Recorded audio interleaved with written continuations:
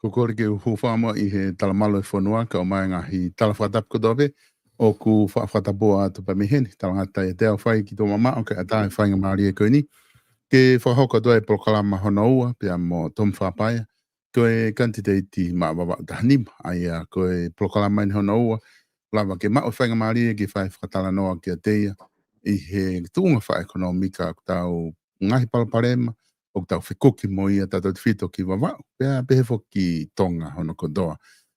Ko e prokalama mahu inga foki na ma whahoko I he prokalama whika uloa ki, pe koutui ko e hoko atu e ni mehe prokalama ko ia, pa mo e amanaki pe o ku waulere at pe ke tiki motolo e prokalama ko e ni kuma whahoko, I he ata pe mo le o lava ke whanongoa, lava ke mau share te tau prokalama, ke tau inasi kodoa pe ai, mo hataha pe o ku nefia mau ke whanongo ki he ngai prokalama mahu inga koini o ku whahoko atu pia mo tom whapaya.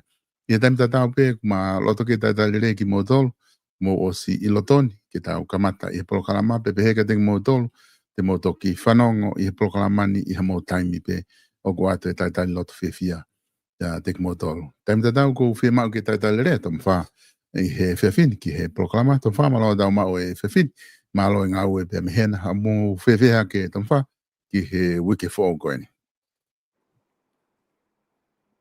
Alo mua solo e tau ma'u he whiawhina. Koe. Mahalo si ma'u whainga maari e ke hoko hoka te tapo kāma. Kore pē ke u whangate si talawha tapu nei o si kamatamai ake tā pokalama. Ofa pē e ongo lereia te tā pokalama ki he kauwhanongo. Whē pē tapa i murina po tongani po hapai e ua wawa. Ofa pē ongo lere kei e tā pokalama. Pea ofa pē kawe e ikia o miha māma wheunga kai taua. E lawa ki ta whaere ngai tāna o lerei. Paha o tuke ngai kawe inga me tau mua ngāwe po whaamu ke awe ke whare. Ke lawa ke solowa ke ngai palmare ma peke. O tuina e ta osi tātā noa mai peke ka no mika i he pokalama po koe mo mua na ta whai. Ai ofa pē te pau peke ta toe whoki peke ngahi mea na tātā noa ai. Ke lawa ke whakaloloto ai kawe inga. O mahino ku hinga toko loloto o te whi palapare. O tui solo te hae mea te tā ala toko ko koe he wikendi. Pea ofa e hoko tai peta po kalama ke a ke whiri o ngāme mai kawe inga. Malo te. Koi, malo apito ton whahano, kamtai mai ta polkalama, ke ta hoko atu ki he polkalama koe na ta toki osi he wiko osi, pak mōni apito, ai whamatala ko ke whakahoko, toko lahe pito kakai ko na au response mai ta polkalama, mau inga apito, mau inga maari apito, ai whamatala koe na whakahoko. Koe konga whoki ai ki na ulawa o puke me he polkalama ko ia, koe mea na mahu inga taha koe ai i he whakaukau na ke o mai. Koe palparema, na ta nofo foke he palparema whaka ekonomika, o kulawa ke tau whekuki mo i wawau. Pea pehe foki tonga. Pepe ni mau te nau whakaukau wai o ku ta focus e ta tala noa, me viko ngā koe ko nofo i wawau, pe ko business ia i, kai foki koe uhinga te whito ia. E nake o mai behe ta proklama ko o zie whakaukau. Nake tala noa ki he return of investment. Ha whahinga mea, te taulawa o ave ki ai paanga, ke whaike a langa whanua. Pe tau sio atu e lava o whakafoki mai. Ke o se tau e ua, tau e tolu. Ku lava whakafoki mai e tolu ngia miliona koe nai atu. Ke langa hake ake, ke whai ake langa whanua. Kono ke ia ona mohano langa peha umea koe ngā ke whakawhainga maari e ki he tau whewhanonga aki, pe whakawhainga maari e ki he tau mo ui mo mea, ka tau soat he kai kia ha full return of investment.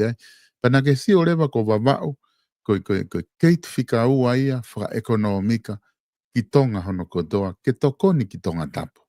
Ai ka uhinga e na ta mei focus ai.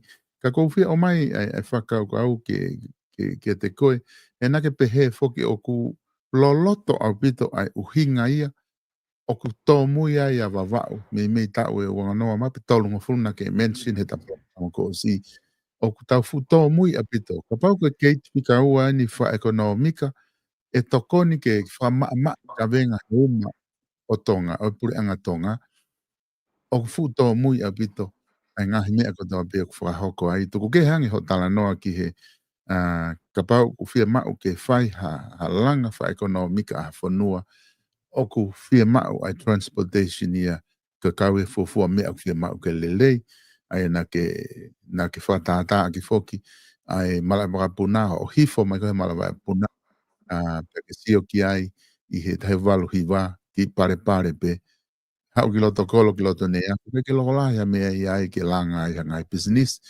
Ko ngā koe ki mea bena lava he tau whewholau aki, he tau whetu taki whewholau aki. Nā ke langa rea malai wapuna hiwa whā, pau tau sio rewa kia he ahoni. Ko te wholau ki wawa au, ātakai ai fo i hapa, mo ngahi whetu ke he i he ngahi pisinisi. Ka ko tau osi au tato ki he ngata anga mea koe ia, ok taton ke te hoko atu e ngā we. Ka te utuku atu ke te koe e tom whā, ke katak mua ki te ki whakaloloto mai, i he whakaukau ko ia nake pehe o kufulo loto o pite uhinga o tau tō mui ai langa whalakalaka i me tau e wonga fulu pe tonga fulu. Pea mai fia mau koe ke tau catch up ki olunga. Ka lawa ke tau tokoni ki ekonomika tonga. Malo so Ka mea mahuinga ho ngā pōpō koe nā e ku whaohinga ku koe tongke iai ka Gateway whikaroa. Mo tō mui ko koa wawa uni mo tō ngani whakalufua. Ai tupe mua solo tapehe ta whoki pē ki he wāwhe. Millennium Forward. Nā tala noa mai he ku whoki mai he waluhi wāhe tala pōpō kalama. Mo ku langa e minolohi hiwa whā. Ai tupe mua ke omi pē ke ofi mai ange ke takamata pē he wāwhe mo Millennium Forward. Taime kompiuta, taime teknolosia, mo taime whakalaka. Pero mea koko usia koe ki ai. Me he wāwhe ke he wāwhe hongo furu. Ko taimi ko ia na e hangi he tamatui o whiri mai ai kakai koe koe ke kapineti. Pena iai u longo ala maka tuunga he kai ke tari ui ai kakai na e whiri mai. Ko whihui rewa, ko hanga na e mata wai wai. Ko hanga hi uma ngā ue he pure anga na e mata wai wai. Na e whai ki whakatotolo ki he ombudsman ni. Na e pāse lao ko ia he wāwhe mātaha. Pena toki i activisti no ia i he wāwhe hongo fulu. Activisti no ia ko tui maka tuunga me hoko kona rai e ti he wāwhe māonu. Pa tau lere mai ina wā mai he tai mini. O te whotu me whai sino i taha ko anti-corruption ni. Me he wāwhe taha o no. Aini, tau tu kamata ngā aue mai he tai mini. Ko e tō koa muri o ku mawhuri e kautaki. Ka paupeke na ua mai me nau karinga ngā aue. O ki ai pure rei, good governance. Ka atoa ngahi nau ko ia. Ke whai ake tō whatongi ia. Taim tatau o ku nofo te mo ngai fu komsoni tau ata aina e ko ni he tawha aki. O whakasio ha nau whai hao. Whakainia nau tolu, sio e nau whai hao. Discipline nau tolu ke nau mui ke mea botonu ke nau whai. Mantui ko action ai pure anga aho po kau taki aho. E wesia whakāto ai tau tolu. Pakalatu peha takia sio o ku vai ha tuu mai ai lao ia mo ngahi nau e pure anga ke tata of nau tolu me whai hawa. E whai hawa ai. O tui, na lere mai ki palpare ma goia i whai structure go no whiri koe tamatui o apoine kabineti o au ki wāwhi ngu furu. Mahino, whiri mai tui e kautama i me whakau lere te na maa whai lere ngā we. O mai pena tolo whai hokote ai whai hala mo ngā we hala ake pāngai kakai. Tau riu rewa ki he wāwhi hongo furu ke tuku mai ke whiri he kakai. Ai ke tau te lawa play me tamatui, ke ko whaki mai ma whai ka tau tō. Me he wāwhi hongo furu ki he wāwhi ua nima. O ala teknolosia ke more advancing. O ku tau sia atu rewa tau tolu tai mini. O ku kei ope ka kai au tau whiri, o tō te ke fulu o tatau. Nē tau pehe, no tuangi me koe te tau whiri, te tau lawa whiri atu ka kai, pana o whai whanua, o whai le re whatongia. Kaka mahino me koe ka te au solo. Nau ile nau tole pule le rei, good governance. Ilo mo tutuni kona koe o me nuolo kapineti. Ka koe mea pango, o weke nau irifia nau tolu he kei mālohi anu teho nau sino whakataki o nau tolu ia. I he anti-corruption ni, mo e ombudsman ni. Aki pe, o tau osfo tu, ka weke tau ataina ka kato e mo whi sino ia to ia. Si i mo ki patseti awe ki ai, ke whakailia aki naua, ke na lava whai, ono tata ofi koe whai hao. E toi whakatata ofi pene ta. Osi koe ai wants. O ku asi me he talanoa koe pure anga taimini. Ka winga tano ka ni e tuwe pure anga ni. O si iai fo i keise fito noa o si avi ke anti-corruption. Ka koe anga koe usia o nei tua e solo. Koe ke mau he anti-corruption ni ia hapa anga whiunga.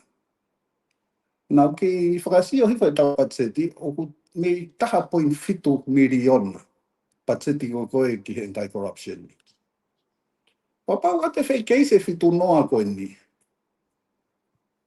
O me osi pe ai ki taha 0.5 miliona e koe a i he wahe ai kakai, ngā ue koe ai, fua ake nā running o waheti. Koe ke toi hasirini ai ke lawa ke whai ako no whakatotolo i koe keisi. Ka ranga e ku sio koe me tua. Papau ato prolong tuai e ngā ue koe ki ai. Ai mahau inga koe, papau tau structure ha mea. Ke hoko ia koe mea ke nehango puke kau taki me whai hana. Ko pau ke tau whakaivia, ke tau ataina sino koe ia me sino koe poitikare. Tau ataina me whakalai mai ke pure anga ke ato paanga ki whakalere aki. Kai lawa ke nau whakahoko whatongi a ke leherei. Inga koe ngahi nau ia solo e ku tui. Ko hoko e ngahi whai hala ia. Koe ke te whalala te public ia. Ke pure anga, me kau taki koe koe tau whiri atu. O ku whea mau ke tau hanga whakoto, tu whea ngā ai ombudsman ni, mo anti-corruption ni, commission, ke iai hanau nifu. Ke nau lawa u e ni mako koe whai hala. O pau te tau tukutuangi pe tau toluen ke au no molo pe ia. Te tau te saikolo pe i whai mea tatau i whai tau whaam hoko. O taimi o whawai whai tutu uni e kautaki. E mau taimi ha ko tutu ngā ue ia, ma tau mua whai ka no mika. E o si hange pehe whai hala ia o tamte i ka ato mea ko ia ka wha mua mea ko o tonge mui. Solo, o au mo tutui, o ku whea mau ke ririu e sistemi. Ririu ai whaunga whai ake ka kai whiri e nau whiri. Koena ko ala mai tu i he pure anga koe ni. O to e kau no pereke o te nau te kau he kapneti. Koe mahiti mai he tu i. Ke whenga i ke tuange ange ai whalere pure anga. Ke tau sio ange ko noa. He ka kai ko tau whiri e koe ke nau to e whatungi. Mea pango koe pure anga ko ni ke tau lawa hou no toke nau ku responsible polo ka mea. E koe mahina pe wau e nau e koe to whatongi ia. Ka koe uhinga ku whakatala noa ki he kahaku koe me he whiri kona no ve ma. Pe te tau kei hoko pe he mea tatara. O si pe whai tau whai ko ia. Tau sio whakai ka no mika tau tolu ia. Alo mo ua ke toi lahi angi. Alo e treat the facility ke toi lahi angi. Holo mo e paanga. Mori ho tau kakai ki muri. Koe ke iaha ola ia asi mai. Pe alo mo ngai fu patseti ke lalahi. Ka koe lalahi u patseti a ko ia makatukunga ia me he o development fund ko ko mātoko ni e tau tolu. Hinga ko ngahi wahe ia ko koe ko pehe o tau kei tō mui holo ai. Ko whema, o pau ke tau kumi hatari ki ono ririu ho tau ekonomika. Pa ko tui solo, ne o stano i pe mla ka puna ia, o stano i pe wafu ia. Ka ko whakaloloto koe ki he mla ka puna mo e wafu ko wawau. Ko second gateway ia ki tongani. I he langa whaka ekonomika, mo safety net, o no malu ia a tongani whakalukfua, ka hoko ha mea ki tonga tau. Katoa tsunami I tangatapu. O wesia I tau pehe aloto nuka alofa mo wa fumu. A me hoko ki hapai e ua niua mo wa. A second gateway o kuiai e ne le rei whakai ikanomika whakaluku fua. But kau te hoko be mo second gateway ko safety net ke to iaha excess ka taimi hoko a whakatu tāmaki. Papa nei tau sio he pā kona mo ngā hawhi. Nei mau pehe mau tau wawa uni ko ngotoa tonga tapuia puria. Nei motu ka tau communication ni. Kei te hawa ka puna, kei te lau hata anō telefoni, kei te lau hata anō net. Koe mau inga e koe ke ai e palani ke wha ata. Koe ke wakanga wia teke a wawa uni koe pehe kuna fo wawa u. Koe tui whakapapau. Koe ensa ia koe ke tau ngā palparema whakaluk fua. Papau e tamai ha taha mei tonga tapu I kai wia whi mea taha te mawhai matui tonga tapu. E lava e ia ke generate more money. Ke reverse a ke tau taia economy. A economy koe ngō tau pehe tau whakawhala I he pānga me tai espra. Pānga tokoni. Ko tamai ki o tori. Papau lawa taha tamai ka te tau whaiwe investment I ko ni tonga tapu. A tene sologa pa. Te tau whae ni mangia miliona ko ni pa mafuri economica. Pa tau ene ua nima papau te tau tānoa me he wāwhi. Mo teke mafuri economica. Pa koe patse tia koe foi atalo ia. He koe lahi alwa patse tia I o lunga makatu unga me he paanga kona koe development umao. Tokoni koe no langa ke whanua. Pa ngai pe mo to loto mamahi o ngai pe ko tata no ko la programa. O ave tanga ko he u project ko ge ha return on investment ia. Ke lava ke furihi ake economy. Pa firi no sila solo ke lo te Australia America. Pa firi ka ia pa na lo be alu la fua na tol a economy. O holo koloa, holo lolo, holo unemployment ni. O sainga na se niti ko mau. Ko me rula fu ai ngā ue ko koe e ufonua manangai. O fa pe e hoko ta whakata noa ko ni. Ka foi mea fo o ia ki tongani whakalu fua. Ke whiri maka kai ko whalalahanga. Whiri maka kai ko te na o mai me ngai fotu tu ngā ue. O ku makehe me he. Anga maheni kun ko tawanga ke whita ue wani mako. Tui lo isolo. E buanga ta whanga maari. Kau tata noa ue. E ospeta hoa taha tawa ko ki tata noa pe avi. E kai ku o ku mahuinga pito foki e ton whae e whamatala ko ki o mai.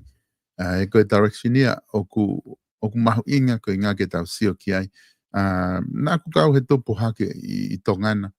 Nā e angi tola te au koe minu silani ki tonga. Nā te maupe te tola e ono wha. Tonga ai.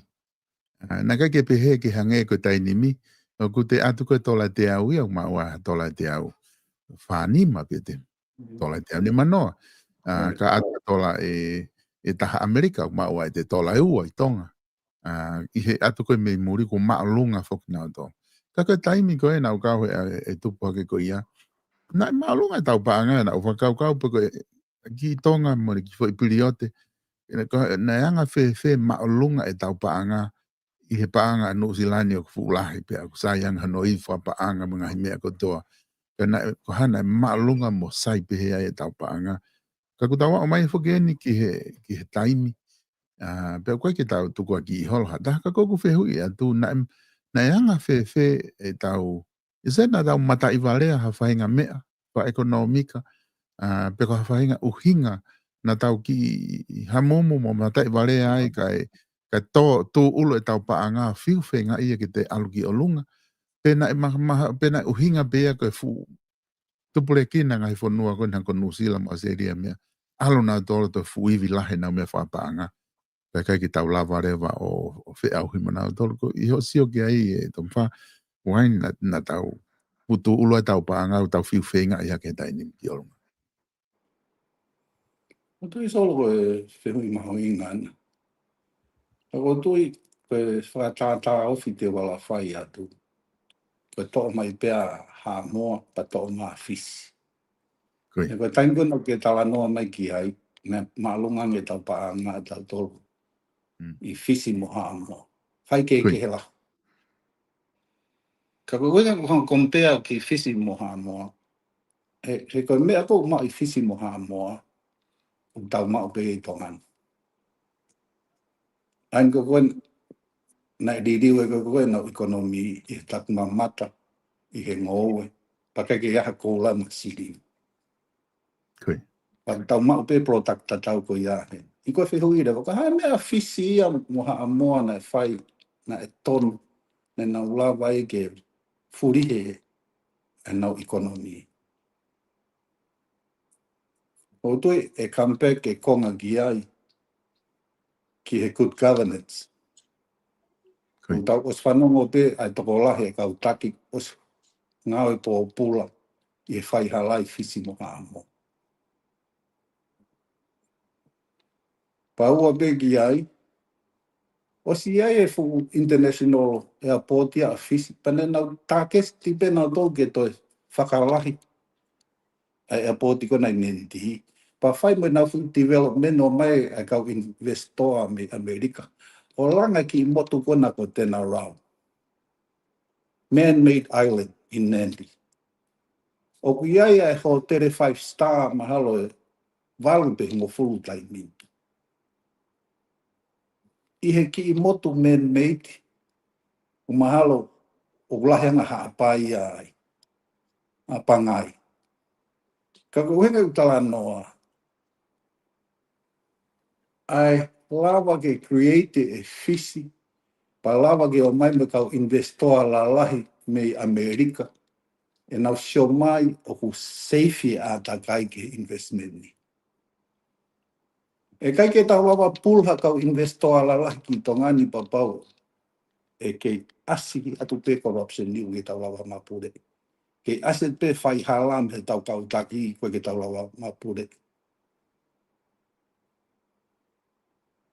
O tui, ka tau lawa whakatonu o mea koe a whaiwia e anti-corruption ni mo ombudsman ni. E maurewa ke build back e konfeteni e papliki.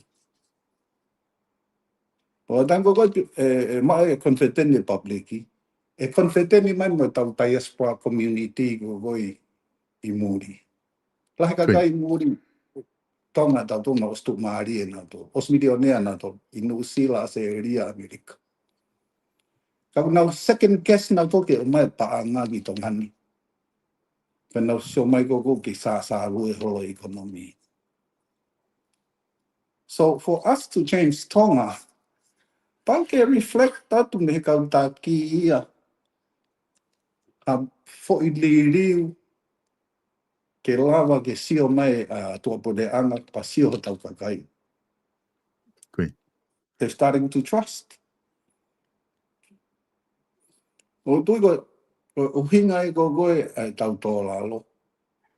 Alo ngo whanua koe ke maha po opo angi. Investa ha moa i he nau mlai waka puna te lahi angi. O whe mau ke whai investment ni ia tau te whito ke he takmamata i he transportation network ka. Tau te whito ka mlai waka puna moha uaf. Ka maha inga e ko wawa uni ki tongani whakatoa. It's a second way can generate more money, but it's also a safety net. Ke ono malu I whau fua tau tō.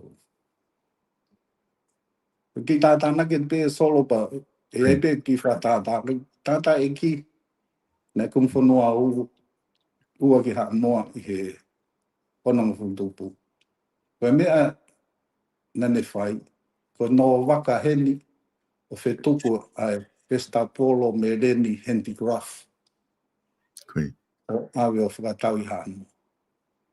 O tui ko taimia ko iana e si lifestyle luxury ako pangani. Mai si ni si tau exposure gi muri. Pakai de ke fu alo trade deficit ke fai ke. The generation go tawe tai mini. O fe ma ke to mobile ki de ka ya fe ma an iPad. Taka o luxury ka to go ya, we have to import it. Okay. Pane creative wa tau kai le rei sipi mo mea. Ai foi kepi lahi ko trade deficit. Hinga ko answer ki ai, we need to open up other source of revenue. Ke whenga ke whakapalapala nisi. E luxury ko tau lifestyle la, mo e paanga ko tau lawa tāna ki mimuri.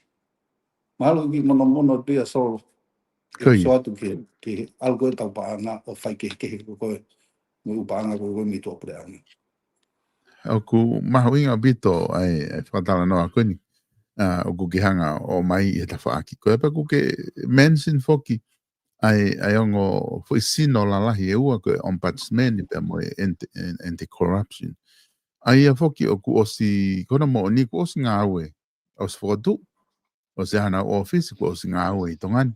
Hange koe nā ki tala noa kai ku o fitungo fulu e ngahi keisi ku abe ki ai. Ku o mai he ngahi o ngongo mo ngahi mea kehe pe. O ku ave e he ni he kau candidate i he ngahi wāhenga kuna o campaign ai kuna o se ave.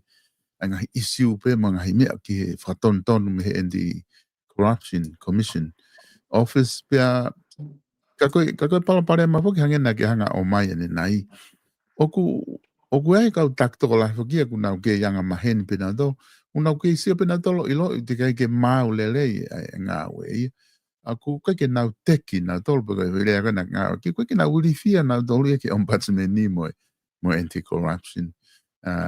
Mahino e ombudsman ni aku. O kai ke ahano nifo ona he taini. Kako anti-corruption o ku totonu ke māsila hano nifo. Kako kei palapare ma whakina taku fōtu. Taku fōtu ufokia e tamwha pe aku panonga teo i whakamatala koku o mai. O te kei ki aha nau kau whakatotolo ia nau tolo. Te kei mau e nau kau ngā we hange ko ki patset ko ni ku ke tānoa ki ai. Kono whe unga pe ona mo ki mea koku nau ia he tai ni mi. Me mahalo ka malo e nalawa nau wahe mo totongo nau ofisi. Koe kau whakatotolo ia ni. O kapai ko lau ngā ia tuha. Tau pihe kapai ko lau ngā ia tuha mea whenga kuma drugs. O awe ka nau tolo. De nau te ala mai pena tau ate kau polisi ke nau te whatatolo e mea o kuai pe mo nau whilawe i moia ka pau ka lau ngā koe o kua kau polisi ko nau hanau ngā au e ke drugs e ku tō whiana no mau e kau officer koe kotoa i ka koku anga pe whatata koe ke pehe potu ngā au ka pehe ka pau ka whainga mea ia kua whilawe e kai potu ngā polisi e wa koe te tau mau whewhe ai hawawe ngā au e ano te oat pe mo kau polis pe me potu ngā we ke na oat pe o whatotolo e mea tau lau ngā tu kia i whika me potu ngā polisi.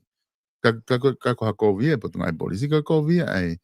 E ku tau tala no whita tolo he tu ngā kui ai koe ni e tau anti-corruption. Pea o hange ko tala noa e tomwha. Koe koe ke mahina ke teo he ta whaaki koe whaka patse di.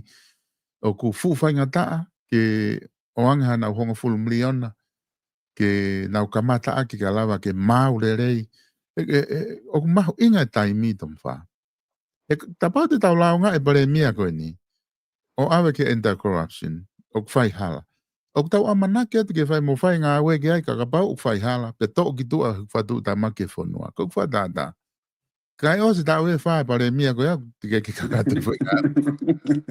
Tok mai o pe ia ki ai. Ia tau mai o la ia ku o si ale pare mia koe aku hoku mai tam fo o ia. Hange tau wha ia tau tolu. Ka hanga au te tonu ke mo whai ki mo tolu kampo.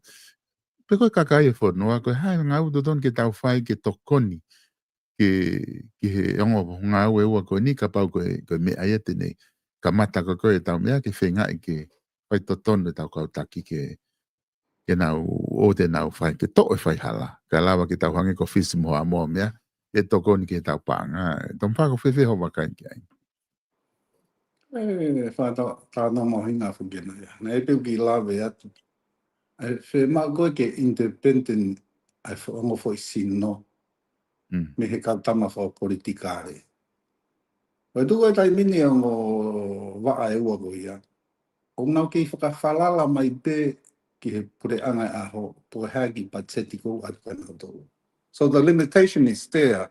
But we aibe mo i rifia ia kanau tōu. Ngā tuunga koe nau wahe ka ita kautama koe. Eke ke te mata se nitia ke nau wahe.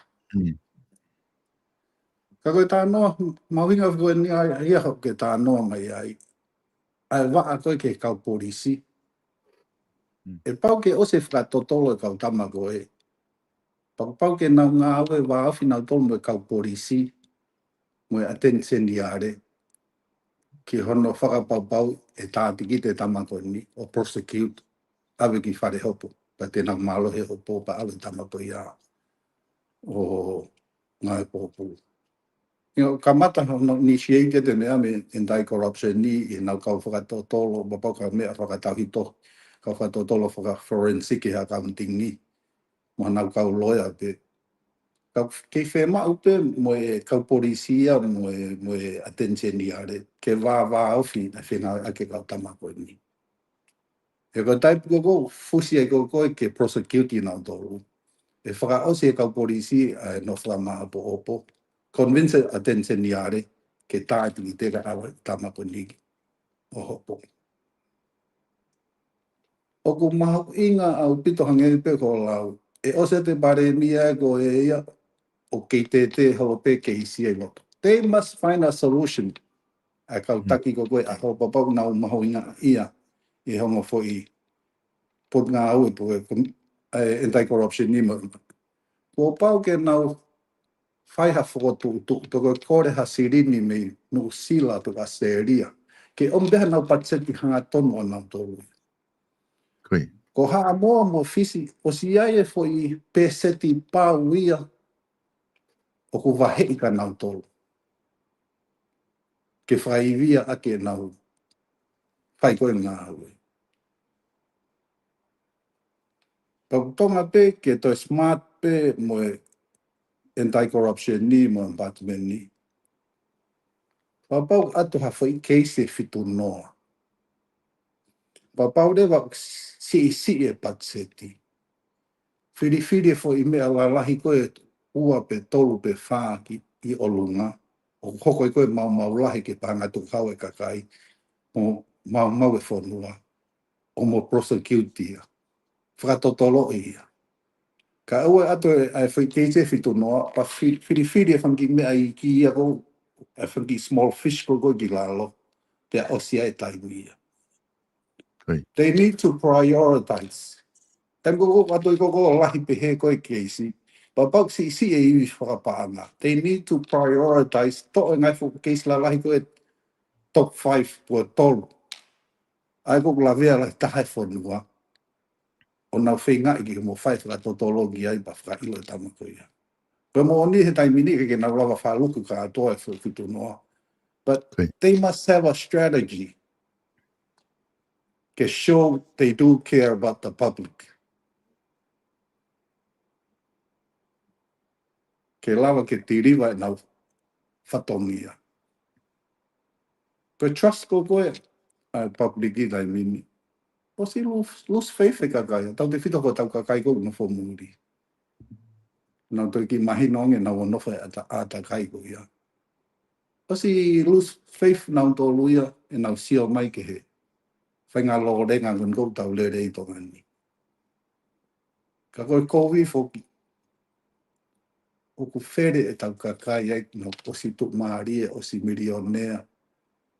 But they have no interest coming back. Uki tāno whatātā pe ni solo. Nā te weke langa whakarahi koa puataka nā pe. Nā si tu e ho tere heko parataisi ho hotel. Mō tua Amerika ko Cara Johnson. O hola tuka kataka koe ki alo mō tua. Tamai kataka te au, oh, I had enough of wawao. Te whakatawa e ho tere kau alo au mō tua. Wa tau de ke tama ko Chris Racine tama whai o ngong na nofo Hawaii.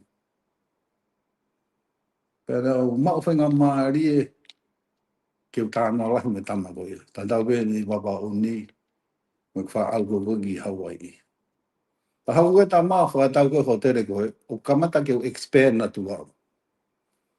Kamata ke o expand na tau ia me he loke o no alato loke wa no a loke to nima. Pana e whi wholau te taha ki Hawaii. O ma whi loa ki ei mo su. Me ku wheki ke tokanga ngai ki Palataisi. Na mai su luka te au. How can I come put more rooms? Osko iau ke lotonga safa pe ko ia. Yeah. He palpare magoe i he maagatu namo e alaini. Tamai tamanga te au. Until o ko hange pure anga proof mai te na ulawa whakarere me ago ia. Te te whoke lewa invest a sirini e ho te re.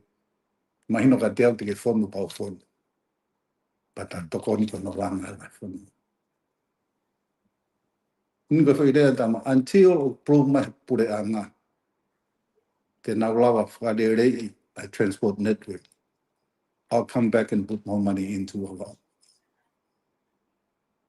Pai ko ai pe ia a mai ke ahoni ko hange ta mai ia whakatau whakafoki mai o te re. Pa tae aunga ko ngā la. Aina ko lau ko nei whakatau he retirement fund ni. So loss of interest ia ko tawa no ko ki ai. A tama na nei whakatau e ho te re mani amanaki. Pa ala tu pe mea ha ia ki ai. Whakatama ni tamai ngai tu mahari e. O feel ia o ku more e se ni ti ana ia no ke invest mai ko ki heni. So lose interest in mo tu apalang. Fe re vai tau ka inga tonga. Fe re vai tau ka inga tonga. Tonu ke tau hango pile confident ni ana to. E ko na to pokon lai taha mai ko no whakapa anga tau to. Without them, e tau sinki tongan. But if we build can now trust our more, then now invest my sirin to rahian. E pe ngata na futuk panga mai. E kamata lewa ke na invest ma sirin hana o api. Panga ha u fare no fo ang. Ke sapoti aki papau e fai ange. Uhange e pure anga ha ah. O aia wawa on ke hoko ia we second gateway. Not only for wawa. Ma tongani fu. And also a second safety net. Ko tu ko safety net ko fai mea ia o ku toi loloto ange ia. Papau e malanga i whakarere e nia ki whanongia Amerika New Zealand se ria World Bank mo mea. Ha mea e hoko ka toha mea we sia ia loto mwala. Ko hae parani ki ai. Ko tō na koe mo ngā whi. We didn't have a plan. Ko no wene lolo i wawauni. We didn't have a plan. Ko pau ke diriwa tau mindseti. Whe mau ki atu haka kai for all. Moa ilo for all. Pana understand economika. Tō lahe kau poto i he theory economika. Kono apply ko koe whai theory ko ia ke ha sino mai ka tau tōru. Tau ne wanin mo te ke lawa. Ke hanga taha ia o tala mai. Whatatau ke tō whola e tametu i whare area. O mo mai uri pōti mo mea u ha mai u saitea tō ngani. Ka reflect me alo e whetau aki. Ia mo kaki whetau aki mo hola tāni. O ku loi e uri pōti mo mai. Alo ki mono pia so. Pe mahawinga pito e tampapa ku maria pito ai e whakatala noa koe ku ke whai. Hangai koe na ke whehu ia whoki i he lipo i he whakaukau koe ia i he tapolokalama ko si. I koe hame o koe ke lawa i hapure anga. Koe ke lawa i whare area e kautaki o tari e tō wholofola koe ia. Koe amia koe ke lawa ia tari tau wholofola. Talamai pe ku sai pe umea kotoa koe nukulele lerei pe. Ka kuku kei tu ulu pe. O lolo lalo pe tau mahu inga tau paanga. Kei o lunga pe ai mahu inga koe ai interest o paanga no mortgage mea kakai. O ku kei mamafa pe koloa hene a o mai ki tonga. Mainga hi mea ke pe o kei petangi hi pe kakai i he taimlahi. Ka mea ripotia ku ofa ripotia ku wha mahaka lau ka moni o wha matala whak me whina ke whai. Ko ngani nau mau he ta programa ko o sigo loto ke ki tau ki unu mo ki ai. Na ke pehe fo ke nai whai fo ke summit. Ai pure anga whai wha ta hong ful buk tahanim. Nai whai nai toki whai be ka matanga tauni. Nai whai I whaone lua. Kana ke pehe o wha matala koe ni he ta programa ko o si. O ko mau fia ko mau loto ke whai pe summit a wawao. Pea o ku ke fia ku tali lelei e he pea popo I he paremia aho. Ka pau e hoko a summit ko ni ke ne kamata ke ne solova ai ke unu a wawao ke solova pala parema wha ekonomika pea pehe ki tonga me he summit ko ni e lawa pe ke ui e paremia ko ni ko helo ia. Ko hinga he koina ni whakaawa mai me pure anga matapā ki wawa o ke whai. Iho o tui he ku hinga ko whihanga o atka te koe ke ki whalolot ma mue whakau kau koe ia. He ku mahu inga he nau sio ka koe na ke veke apito iho talanoa koe ke summit. Mo ke hangi ke look forward ke summit. Ke lava wawa o whahoko summit koe ni. Koe kamatai ke awa mai matapā. Ke solo vai upalapare me tau e ua noa tolu noa koe ni. Kuke lau ku tau ke pehe holo pe kau kovi apito ke ekonomika whakalukufua a tonga. Lo, so, whii maunga apito henu. He kou tui whakapapau. Koe whatongia koe ka whawhawhonga I he tau wanima po o si. Puri e kina e matoli wawauni. Ene o si mau pe ngahi lakanga maalunga. Kai ke lava reflect me ngahi mea e ko ia. Hei o la me ki wawauni. Pena e rewa e kutui. E mahu inga koe sa miti. Ke hoko e koe mea ngā ue to tono e whonua. Ke whakahaa ke mau loto ki he pure anga. Pa tuku e pe whawhunga whare area ia ke toka aloi pe ia. Ke whare area mo I haha ngahi tau mua ngā ue. Tene rato o teke. Ka kulawa ke atu he whai sino tau a tāina koe ni. E whai mape wholau to tonu. Okay. Ke atu ia ke tokoni ki he palani whakalukfua ko goe a e whonua. Ke teke e whakalakalaka o wawau. O tui ko spulahi a wawau ia ke kei hai at ki tongata. Pake sa neti ko ni ia ko tui ko e poki fo o ia ke langa whonua. E kupehe koe ka whaiwhaingo tari he pare mia ko ni. Ke go through mo recognize sa miti ko ni. Ko helo ia e politikari. He lawa ke tau ataina no ata mai o mafuri me he anga mahe ni ka foi mea fo o. O tau whema o kakai una o mai with a open-minded. Ke nau welcome ha ngai fo tu fo o. E lawa ke teke ai fo nohan ke alpito wharakalaka. Okay. Pabau te tau maha kau taki, koe ke nau maha e lau mahari e koe ia. E whainga taa ke tau langa e tatolo whainga. Anko e whakakau koe sa miti. E fu sino tau ata ina ia ke ne hango teke ai. Tau mua whaikano mika ko wawau. He mau o moi o ko whakairi aki a wawau. Ka whai koe sa miti ko ni na mau ki access ki Commonwealth. E tama ko koe tare kita ko koe o ne tonga ko koe o development member state ko koe me nipa koe Commonwealth. Na o tuange kuia mo palani ke fotu e sa miti. Pa mau whema o ke nau tokoni mai.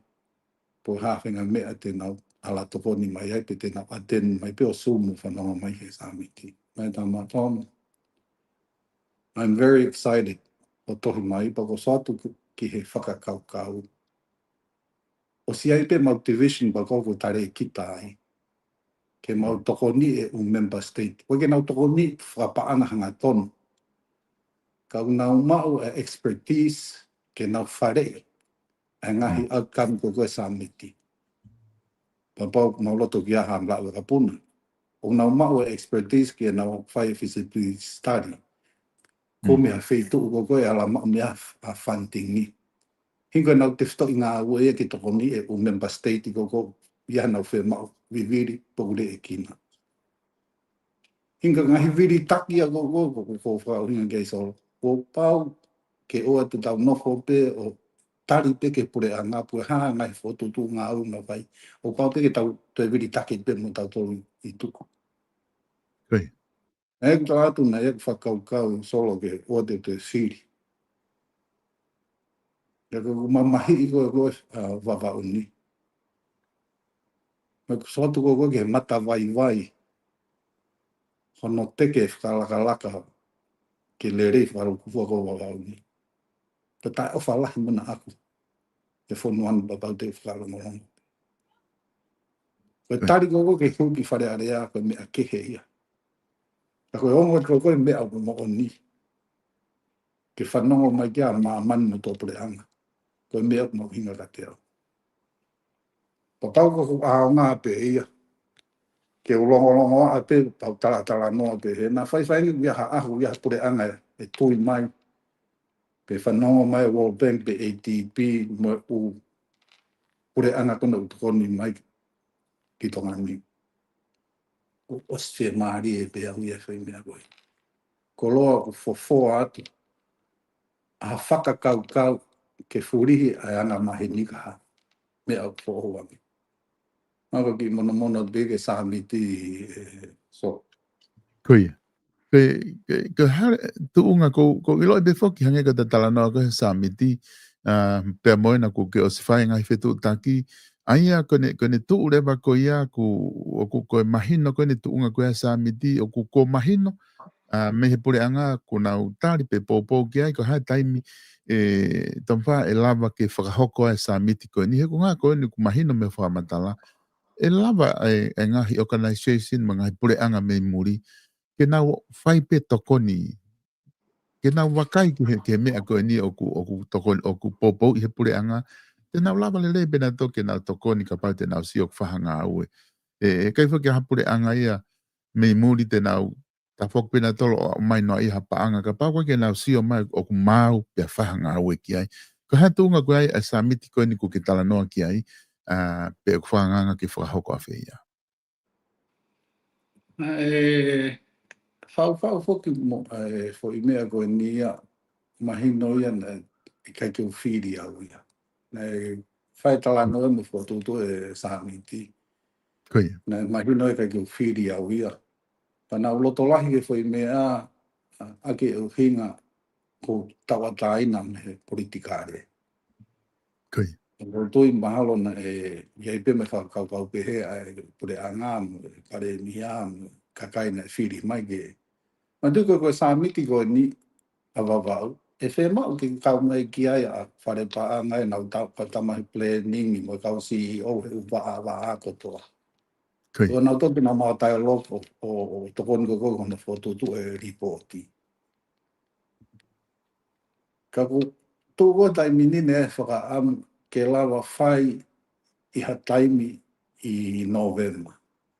Ka ku koe ka ufu ilo ki he position e preanga, he ko kam aupu ki au ia he taimini te uwhiri. koi Pe unau kei pou, ka ku hinga whaka ke Samiti, koe ka ku hinga whaka politikare ia so. koi Ko ha mea ia e whai i tau kotoa. Taimi ta tau i tau kotoa, ke o mai ke whanua, o whai no tālanga e ngai whe mau hiri. Pa whai he tau kotoa, ke follow up e outcome, make sure o ku iaha progressor. Tau wei pe whakaamu kei lawa pe o whai I November. Ka makatunga whakpe ia me he support pure anga. E matu is a very costly exercise. E whe mau ke o mai kakai puna mai o kau he Samiti o. Pa o mau tō koni ko no whakahoko Samiti ko wā wā. Ka o whakpe e iai ha mea a mahino I he weekendi puka wikahau. Pe lawa kau kei whakahoko. Porque tari ke tō ose whiripa tō whakahoko. It doesn't really matter ka te au. Mea ia pure anga ia. Ka koe whakakau ko ke Samiti. Pa kau e whai ki mua I November. O mai katoa kia e kau whawhonga, kau kanti teiti, kau whaiwhekau, kau ofisa polo. O mai o tala noa I tau atai nai. Vete katoa u kote kehe o tuku I tuka. Kui. O mai ake whailau maari e mamahi I whonua. Tā loka po hae mea te mau whai e le reinu. Pa o Samiti ko ia. Te e ripoti, awi ke pure anga, pa tak kura ki tua taha tui hono kote. Tu dai mini so, I hope e hok. Ka e kei pure pe pare mia mo e pure anga. E kona tolu te nau supporti mai ko koe a kau maa aue. Mo e sirini ke whahoko ke Samiti ko ni. Mawa ki whalawe pe te ulawata I mini. Kui. Ka e rewa ki hae mahini. Kui. Taki whao sangi mua ai whakaukau koe ni ko ngā kata taimi, kata toki saipiko, te tato e hoka tupe he taimi tatau o e whewpure lulu koe wika hau. Koe, ka tū koe tau paanga ko koe ke wha-mention whakata program ko o si, e tau toko ni koe me diaspora. Tū koe ni tau kakai koe ni nofu atu pe me muri, ngā hi whanua ke me tā paanga koe ia. Ka iloange pe oku koe ke te tāpaanga na, o tā mahape o tā malawa whi whakau kau. Ka iloange ku tao whenau tāpaanga na tā whainga uhinga. A pau waha economic recession ni hoko I murini ka ki te lawa na tolo a fote nau no fōpea. Ko pau rewa ke tu e tāpaanga ia. E te nau laki focus ke ai ke mahino nau koe ke mōre nau api me lawa ai nau shopping me mea ka. Ka ia pang ko tu e mea ko ia. E whi ta whaakpe taha ko ia. What happened ke he tau ekonomika whakaluku fua I tonga? Tui mahalo koe tari tono pegi ai. Aida ala mai u whonua koe development nia toko ni ke recover foi kepi ko ia. Koe penkuape whonua ia koe a stage or very deep tapeke depression. Tau noko lo pe tato le recession ni dai mino. Pau na ikai paanga e koe development ni.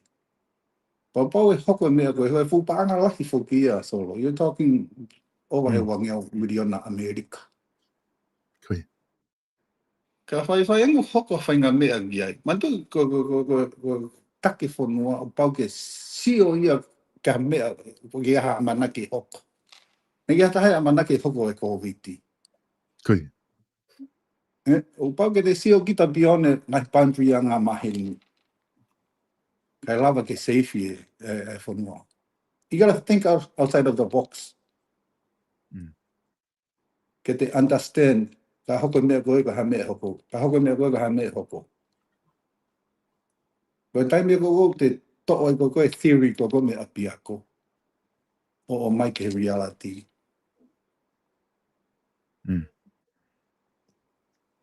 O ko mahau inga ke iaha ka kai una osi fo mai ha hala whainga ta.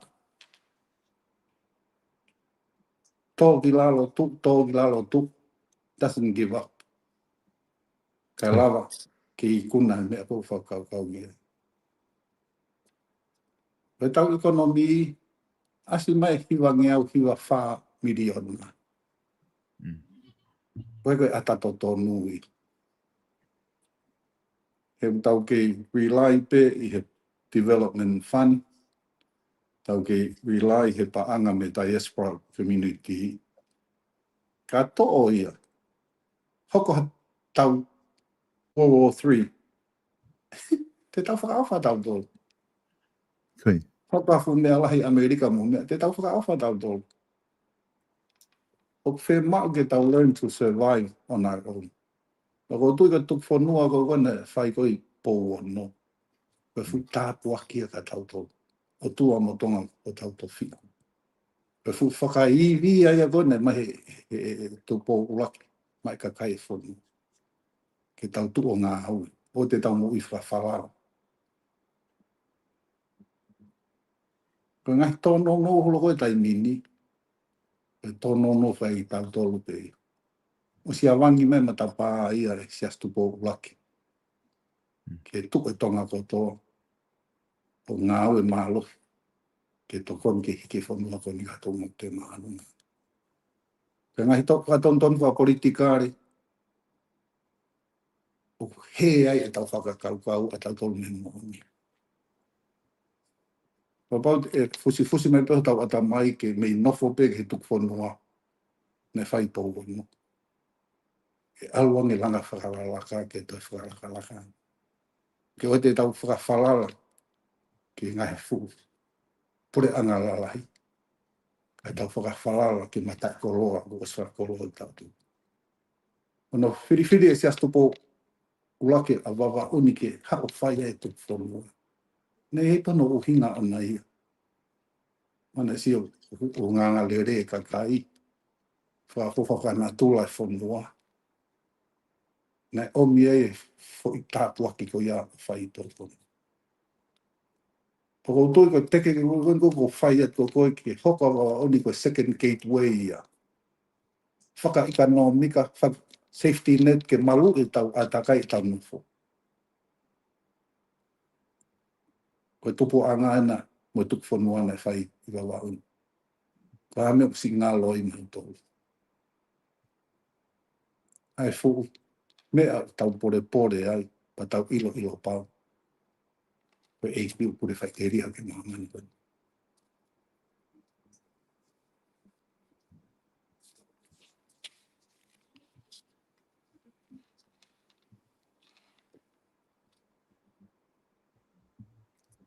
Ko tui mahalo e tamwha ko mahina o pito ai whakatala noa koe ni ku ke whahoko. Ka koe uhinga ko ta taimi. Ko tui pe te tato e hoko pe. Ko pau ke ta hoko a te ta prokalama. I he whiawhi purelulu koe wika hau. Taim tatau pe taim fitu. Sai whaketai ni tau taim tatau anu selani mo tongan. Koe ngā whaingo fua ki he tau lau taimi ki oe wheto aki. Ka pau kua mea ke whama apo kia. Ta whama apo kia ka ta toki sio pe hewe ke kahau. Ngā loso. A tene wha mahalo ia whoe hoi. Ke i maa uiwi. Ui lo pe ulahi ngai pōkama ke kehe o ke mo ua ki ai.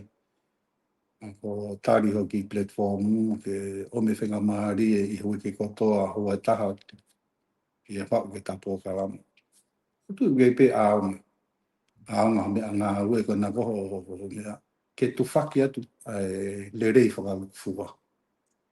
Nā hoko mea ngā ue ko nā. Mea ngā ue ia aonga. Ke no teke hawhainga ririu.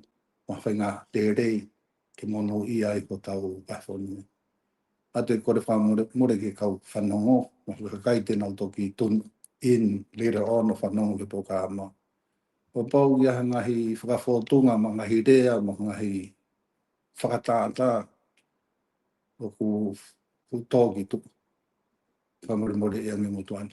Ranga pe mamahi i tau whanua. Ranga pe share te whakakaukau. Nā whai e tau whiringi aki. O mao mea mo oni e te kon whalu fua ke whanua. O malo solo o whalahit ka koe. O whalahit ke tōne ka whanua. Mahalo pito tamwha. Mahalo pito e mao taimi. Pea mo e wahe whaafofa. Kulawa ke whahoko. I he ta prokalama ni hono ua. Ke tau inasi ai pea mo e kakai e whanua. Ko e whiri e toki whahoko i he kakai i Novema.